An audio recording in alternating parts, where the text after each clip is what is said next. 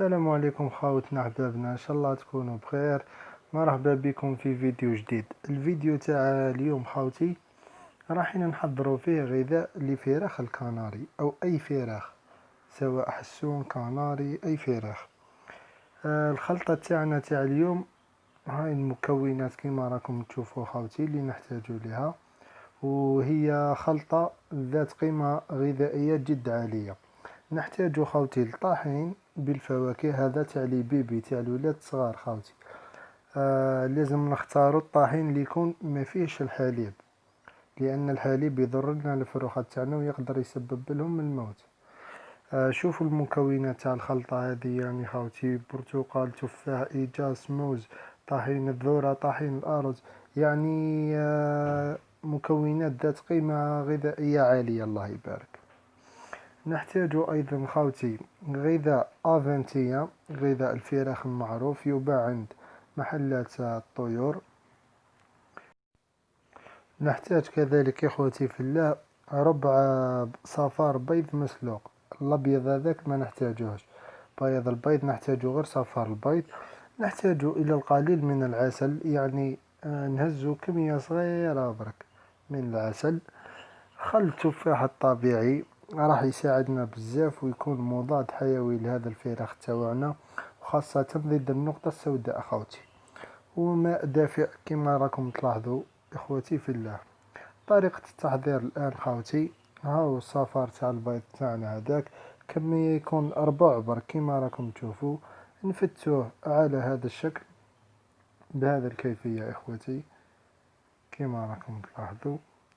نزيدولو كمية اللي نحتاجوها من غذاء افنتيا، بار اكزومبل هنا هاو المقدار اللي نحتاجو هكذا. نزيدو شوية. انا هذه كمية تاع 3 فراخ، هاي الكمية اللي نديرها.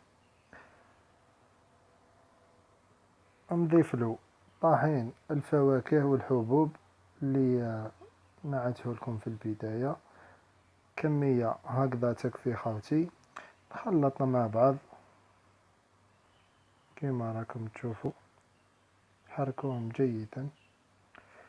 نزيدو القليل من العسل الطبيعي خاوتي، او كان شويه جامد مي معليش كي نديرو له الماء الدافئ راهو يتحلل لنا مع الخلطه تاعنا بهذا الشكل. نزيدو له قطرات من خل التفاح الطبيعي، 4 قطرات او 3 كافيه، يعني مفيد جدا لتفادي الإصابة بالنقطة السوداء بهذه الكيفية خاوتي.